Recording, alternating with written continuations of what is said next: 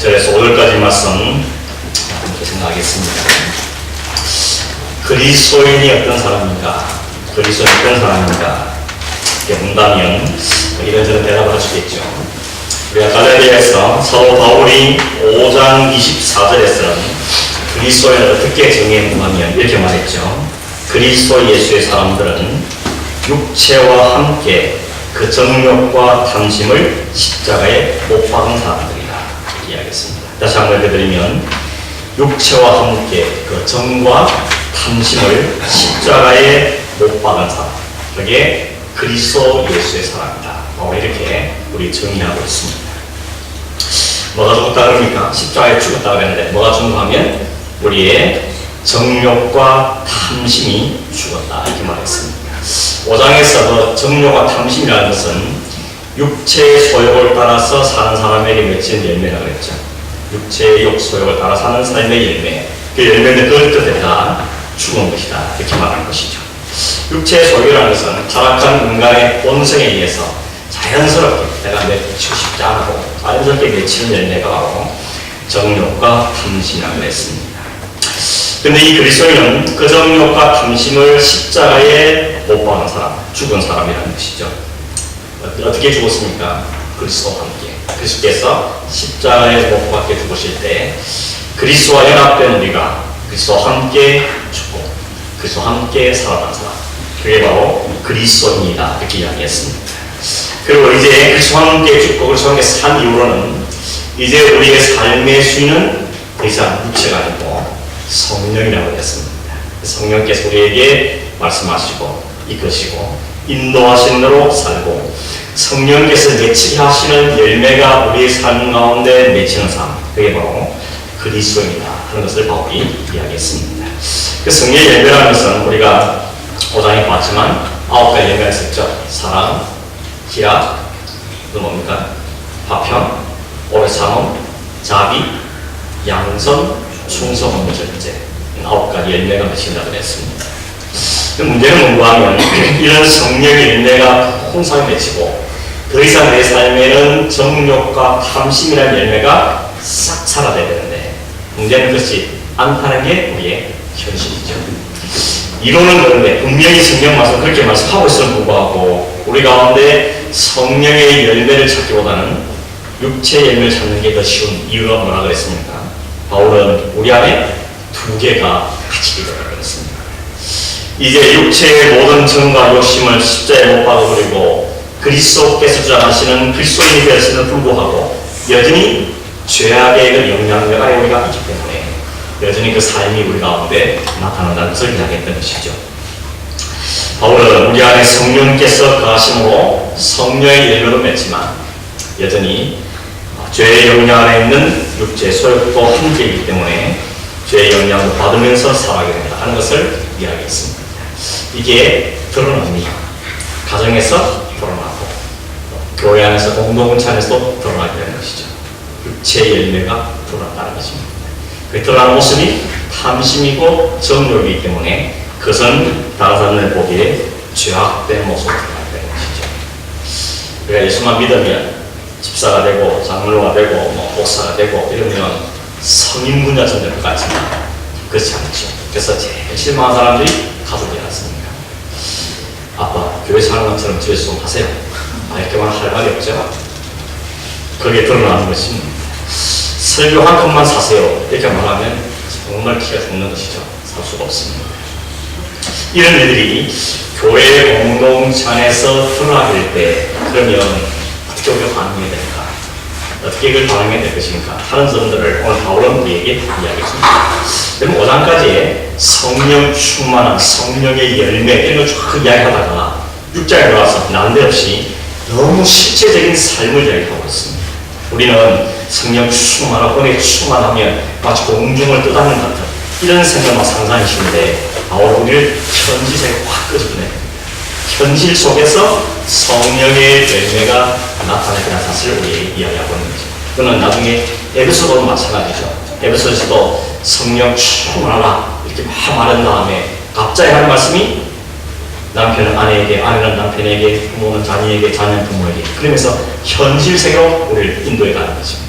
결국 뭘 이야기하려고 하면 우리가 성령의 사람이 되고 성령의 열매로 산다고 해서 마치 구름을 뜻하듯이 그런 사람이 아니라는 겁니다.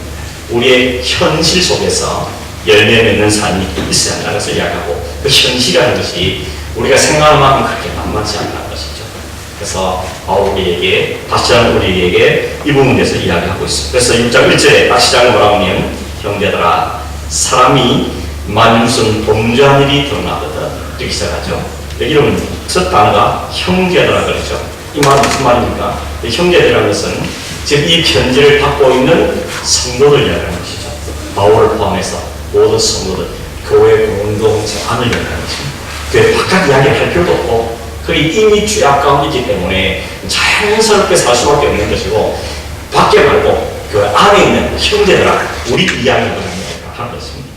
교회 바깥 이야기 할 필요 없이 우리 안에 있는 이야기를 해보자고 지금 이야기하고 있는 것이죠.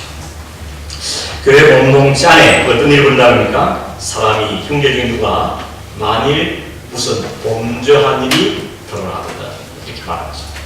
우리 안에서 누군가가 범죄하는 모습 그 모습이 우리에게 드러날 때 교회 공동체가 어떻게 반응해야 되는가 하는 걸 이야기하고 있는 것입니다. 여기 말은 범죄한 일이 드러났다고 했는데 이 말은 고의로 지은 거 말고요. 일부러 한 거 말고 악일같이 한 거 말고 실수로 정말 그렇지 않은 싶음에도 불구하고 연약하여서 실수로 지은 죄들 이것을 의미하고 있습니다.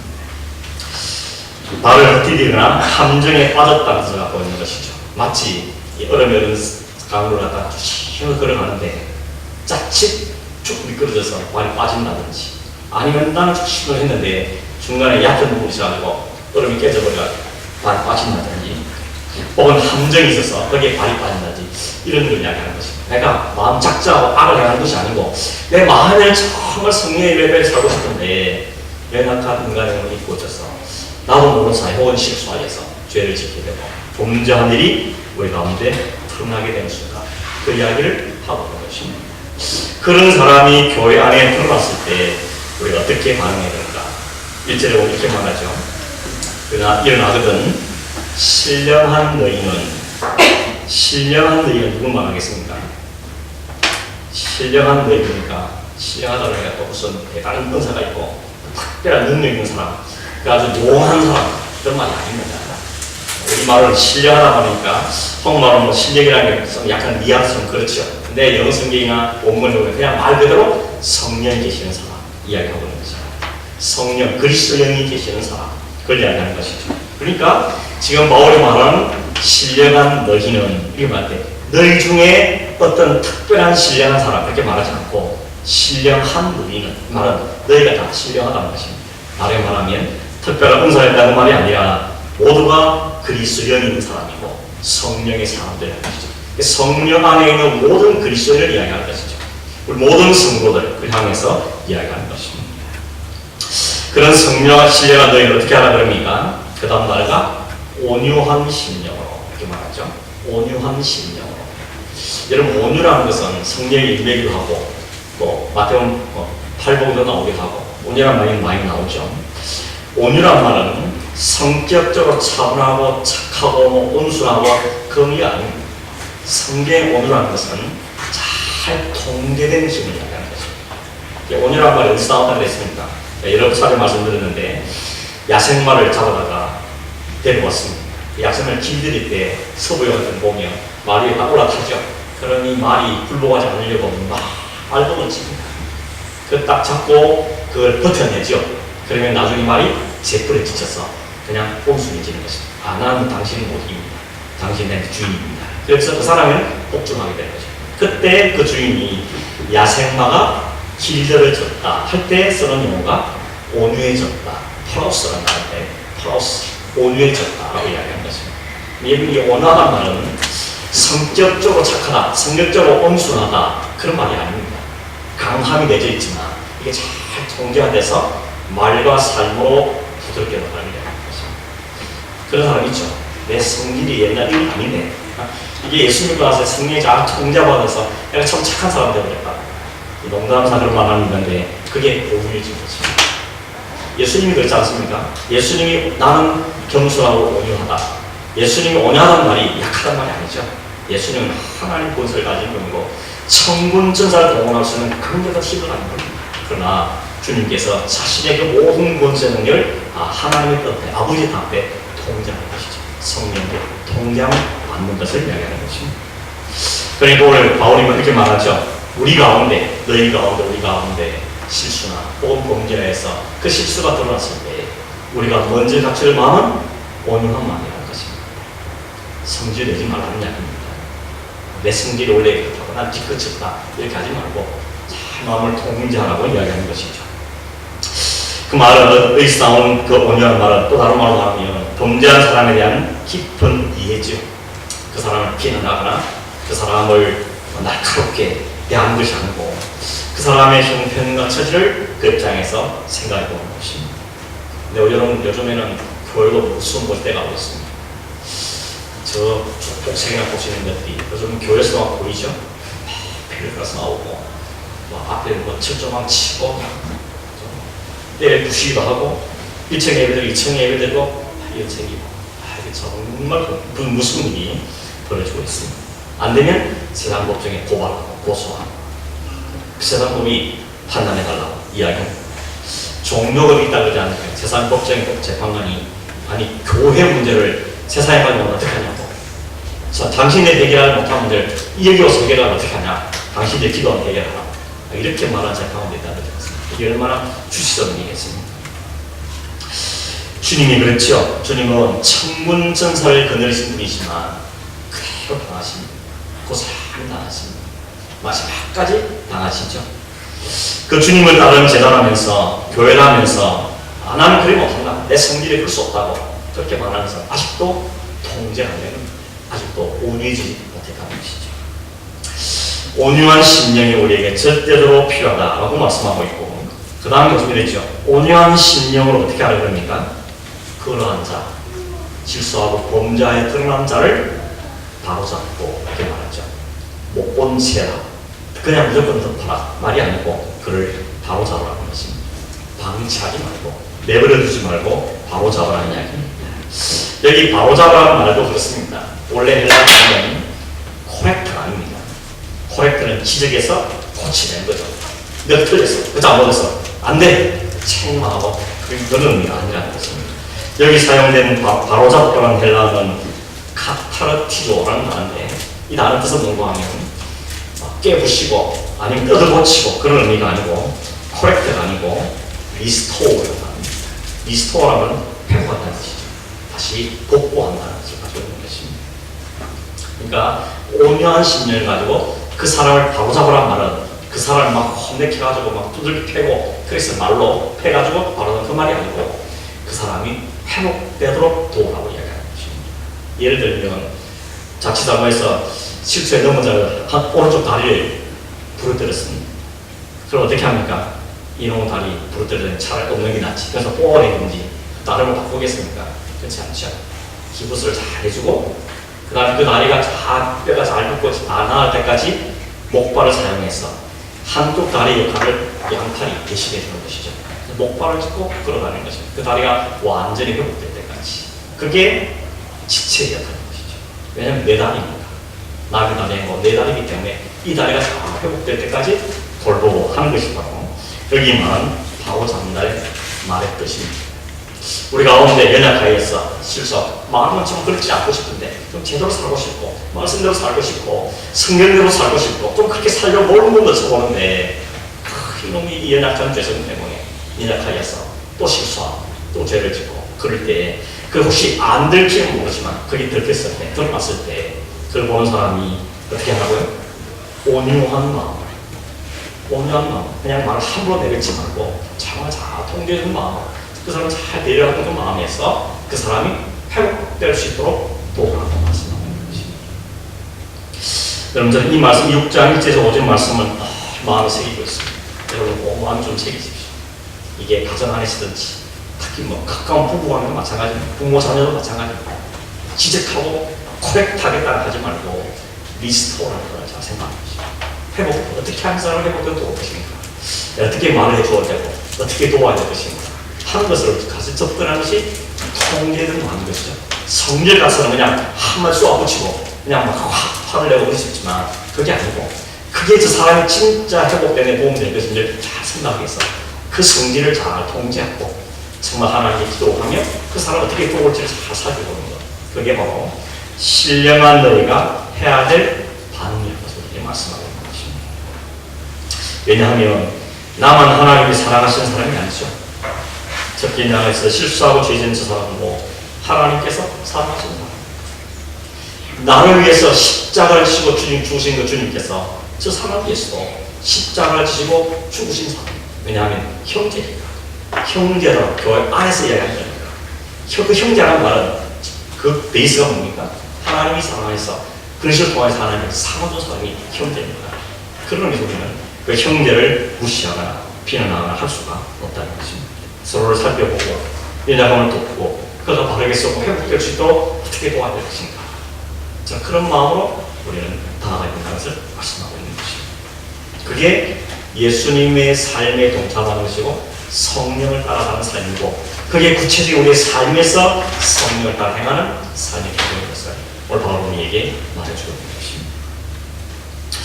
문제없는 교회가 있습니까? 문제없는 가정이 있습니까? 문제없는 남편 안에 있습니까? 문제없는 자녀가 있습니까? 문제가 있기 마련하십니다. 그때마다 문제가 들어올 때마다 어떻게 됩니까? 이게 지금 바울이 우리에게 말하는 성령을 따라 행하는 삶의 하나의 구체적인 예로 우리 설명해주고 있는 것이죠. 다른 사람들은 그렇게 하고 자신이 어떻게 하라 그럽니까? 자신에게는 너 자신을 살펴보아. 너도 시험을 받을까 두려워하라. 이렇게 말씀하시죠. 다른 사람의 모습을 딱 보면서 그 사람에게만 초점을 맞추지 말고 뭘 하라고요? 나는 아닌가? 나는 저럴 수 없는가? 라고 자신의 거울로 살아보고 나를 살펴보는 게 아니죠. 여기 살펴본다는 단어로 공부하면 하나님 앞에서 자신을 살펴보라는 것입니다. 그래서 잘 우리가 온서 어디로 갑니까? 그 사람을 속아주는 것입니다.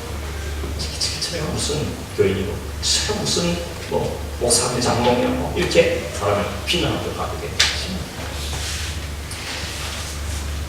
마치 그러면서 나는 그쪽과 반대편 줄을 세우는 거죠. 저 사람을 막 비난하는 이유를 보면 내가 그쪽에 안 가려고 나는 이쪽에 세우려고 나는 괜찮은 사람 쪽에 나를 세우려고 비난하는 것입니다. 세상에는 두 종류 죄인밖에 없다 그러죠. 들킨 죄인, 안 들킨 죄인. 들킨 죄인은 감옥에 있고 용케 안 들킨 죄인은 감옥 밖에 있고 똑같은 죄인이라는 것은 안 들켰다고 자기가 죄인 아니라고 생각하면 큰 오산이라는 것이죠. 두 종류의 죄인밖에 없다는 것입니다. 우리 모두가 연약한 사람이고 범죄할 수 있는 사람이라서 잊어버리면 안 된다는 것이죠. 나도 성령의 은혜가 없으면 성령이 나를 붙잡지 않으면 잠시 나를 놓아버리신다면 아니면 내가 성령의 놓함을 받기를 거부한다면 우리는 우리의 욕심을 따라 행동할 수밖에 없고 그러면 같은 실수 또 같은 죄를 지을 수밖에 없는 존재라는 것입니다. 그걸 잊지 말라는 것이죠. 그래서 범죄한 사람을 대하는 태도가 정죄와 비난이 아니고 이해와 긍휼의 마음이라는 것이죠. 어떻게 저렇게 됐을까? 그 사정의 형편을 살펴보고 어떻게 도와야 될 것인가 하는 마음으로 나가야 되는 것이죠. 여러분 우리는 영적인 존재라서 다른 사람 누군가 말하면 다 압니다. 저 사람 진짜 나를 생각이 사는 줄 말이구나. 아니면 저렇게 말해서 나를 비난하구나. 다 알게 있습니다. 부모도 알고 부모 자녀도 알고 형제도 다 알게 있습니다. 저 사람 나를 정말 생각해서 진정으로 나를 추구해주는 말이구나. 한도 방황, 자기 자랑을 하는 거야. 다 알게 되어 있습니다. 저는 다 아시죠? 다 아는 것입니다. 모를 수가 없는 것입니다. 그리고 우리가 몰라서 죄 짓는 거 아니지 않습니까? 뻔히 알면서도 약하겠어. 넘어지고 실수할 때가 많이 있는 것입니다. 그래서 남을 비난하거나 정죄하는 것은 바로 뭐라 그러니까 자신을 먼저 살피라고 해야겠죠. 여기 다니면 소문내지 말고 그 소문을 오히려 내가 품고 자신을 돌아보고 조심하며 어떻게 하면 나를 잘 돌아볼 수 있는 두려운 마음을 가지고 또 그 사람을 어떻게 도울 것인가 하는 것을 볼 수 있는 것입니다. 그게 성령 안에 통제를 받는 성령의 사람의 태도라고 말씀하고 있는 것이죠. 그래서 구체적인 예를 들어서 바울이 말하기 이전에 말하면 너희가 짐을 서로 지라 이렇게 말합니다. 너희가 짐을 서로 지라. 여기 짐이라는 것이 앞서 말한 형제의 허물과 연약함과 그 그 영혼을 진노로 고통스럽게 하는 죄악과 그 모든 것을 포함한 것이죠. 그것을 옆에 있는 형제가 감당하고 숨기며 그 무거운 짐을 같이 지라고 이야기하는 것이죠. 그렇게 하는 걸 성경은 섬김이라고 합니다. 섬기하는 것이 물질적으로 시간을 내고 그것도 섬기지만 그 영혼을 불쌍히 여기고 그를 기도하고 옆에 같이 있어주면서 그를 돕는 것이 섬김이라고 말씀하고 있습니다. 그래서 서로 그렇게 하는 거예요. 그 사람을 위해서 니만 그렇게 하냐고 서로가 그렇게 된다는 것을 우리 이야기하고 있는 것이죠. 그것이 바로 바울이 우리에게 말하고 있는 것이죠. 여러분, 저 사람을 죽이는 거 나 무슨 상관이냐라고 방관하는 것도 아니라고 합니다. 내 죄 싸우기도 힘든데 저 사람 죄까지 내가 책임지냐 라고 말하는 것도 공동체의 특징, 모습을 아니라는 것입니다. 자신의 죄를 죽이고 죄를 참여하는 삶을 매일 살아갈 뿐만 아니라 약한 성도를 볼 때 그를 위해서도 기도하고 나도 약하고 저분도 참 약하구나 그걸 알고는 그분의 부를 위해서 우리가 기도하며 그분의 도울 수 있는 부분이 있다면 도와야 되겠다 이런 마음을 가지고 대하는 것이 우리의 태도라고 말씀하고 있는 것입니다. 왜냐하면 이미 그리스도께서 하셨다. 하나님이 그렇게 하셨다. 하나님 우리를 죄와 사망의 노예에서 나오는 게 말이 죄고 하나님 행동은 죄고 마음에 품는 게 죄고 모든 게 죄밖에 없는 우리를 하나님 그냥 심판만 하시고 비난하셔서 정죄하지 아니하시고 오히려 불쌍히 여기시고 하나님의 아들을 우리에게 보내주셨어. 그리고 우리 모든 일 다 담당하셔서 그를 대신해 주신 것이죠. 대신 담당해 주셨던 것입니다. 비난하고 정죄, 심판을 하시지 않고 동시에 사랑으로 우리를 찾아와 주셨던 것입니다. 그래서 그렇죠. 그렇게 하는 것이 그리스도의 법을 성취하는 것이라고 합니다. 그리스도의 법이라는 것은 우리 한마디로 사랑이죠. 사랑의 법이죠. 야고보 13장에 보면 새 계명을 너희에게 주는데 서로 사랑하라. 내가 너희를 사랑한 같이 너희도 서로 사랑하라. 그게 사랑의 법이죠. 그게 그리스도의 법인 것입니다. 율법은 내 이웃을 사랑하기를 내 자신같이 하라는 말씀에서 이루어졌다고 말씀하고 있습니다. 그리고 로마서 13장에도 사랑은 율법의 완성이라고 했습니다. 율법의 완성이 사랑입니다. 그렇게 사랑하고 섬김을 통해서 하나님 주신 새 계명, 하나 그리스도의 법을 성취하는 것이라고 우리에게 말씀하고 있는 것이죠. 여기에 절대로 관여되는 것이 성령께서 주신 법인 것입니다. 성령의 생명의 법이라고 그랬죠. 성령께서 개입하시고 성령이 도우시고 성령이 역사하시고 성령이 이끄심으로 이루어진 그리스도 그 성취는 내 노로 된다는 것이 아니고 성령께서 우리를 이끌어가시고 그 성령이 순종할 때에 우리의 그것이 성취되어 간다는 소리에게 말씀하고 있는 것입니다. 반대로 비난과 정죄가 어떻게 된다 그럽니까? 5장 15절에 말했죠. 서로 물고 먹으면 피차 멸망합니다. 그 조심하라고 이야기하고 있는 것입니다.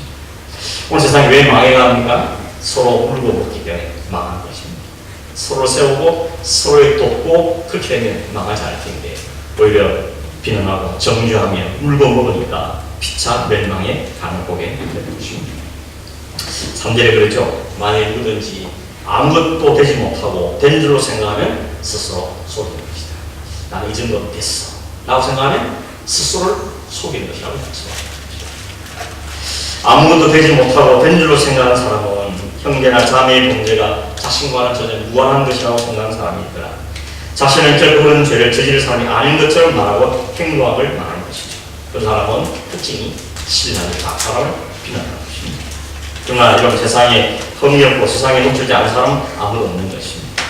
나는 결코 책망받을 일이 없다 하는 사람은 벌써 그 사람 마음에 교만의 죄를 쌓고 있는 것이죠. 죄 아래 스스로를 노출시고 있는 것입니다. 자신을 속이는 것이죠. 인생은 연약하기 때문에 어느 누구도 미혹에서 자유로울 수가 없습니다. 요한 1장 8절에 요한이 그렇게 말했죠. 만일 우리가 죄롭다 하면 그 다음 뭐랬습니까?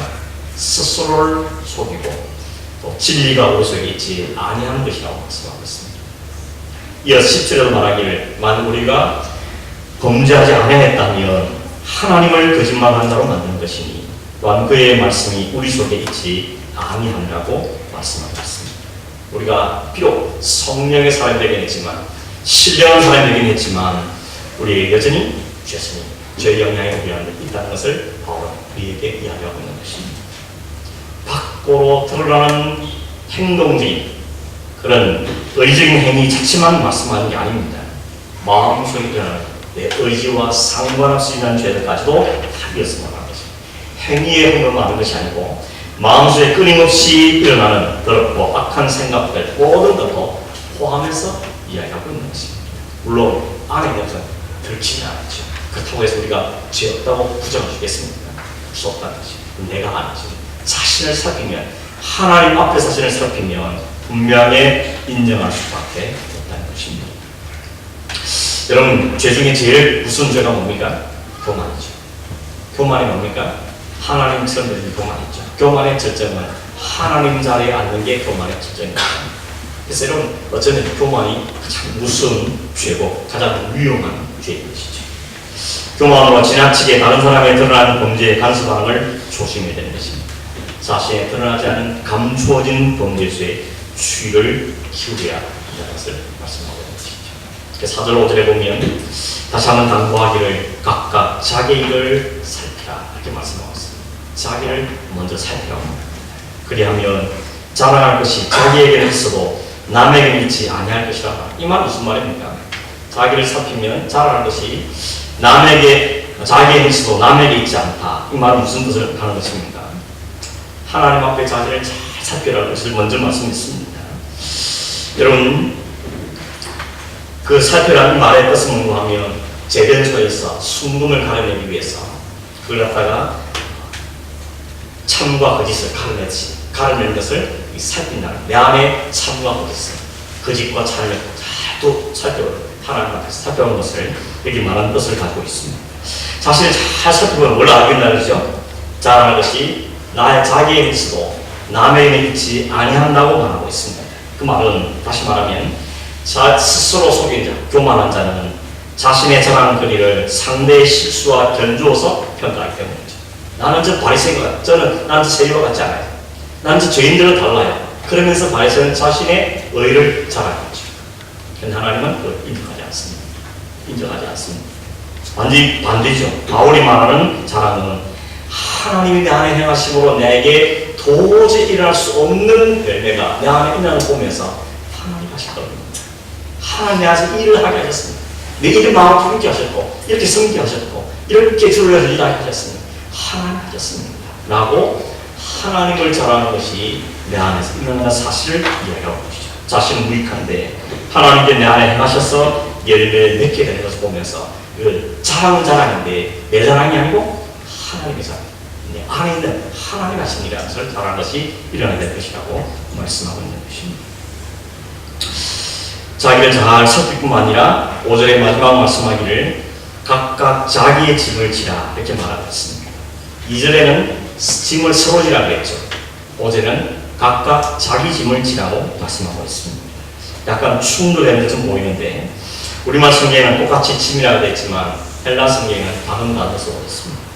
2절에 있는 짐을 서로 지라 한 그 단어는 바로스라는 단어인데 복수입니다. 혼자 지기는 감당하기 어려운 무거운 짐을 이야기하고 있습니다. 5절에 각각 자기 짐은 뭔가 하면 포르티온이라는 단어인데 혼자서도 충분히 줄 수 있는 짐을 의미하고 있습니다. 우리는 짐이 있는데 함께 져야 될 무거운 짐도 있고 내가 감당해야 될 나의 짐도 있다는 것을 이야기하고 있습니다. 내가 지어야 될, 내가 맡기신 내 짐, 이 부분도 스스로 잘 지어야 되지만 형제를 보면서 함께 져줘야 될 짐이 있다는 것을 바로 구분해서 우리에게 이야기해주고 있는 것입니다. 말씀을 정리하겠습니다. 여러분, 비난하고 정죄하고 무시하는 것이 아니고 나를 용서하신 하나님과 당신에게도 있기를 원하는 이 마음을 가지고 대하는 것이 온유한 마음인 것이죠. 오늘 두 가지 삶을 이야기합니다.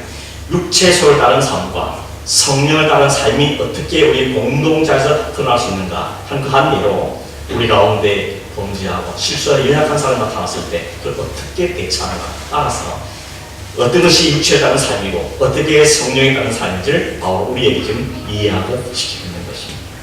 그때는 영광을 쫓아서 육체를 따라 사는 사람으로 결국 스스로를 속이고 오히려 교회 안에 싸움과 분쟁을 더 크게 일으키는 공동체를 파괴하는 곳으로 갈 수밖에 없고 성령에 갇혀있는 자가 순종한 사람은 오늘 말씀한 것처럼 온유한 심령이 되었어 형제 짐을 서로 지며 사랑과 성경을 통해서 그리스도께서 말씀하신 그 법을 성취해가는 삶을 살게 된다는 것을 말하는 거죠. 그렇게 할 때 그 공동체가 잘 세워져 간다고 우리에게 당부하고 있는 것입니다.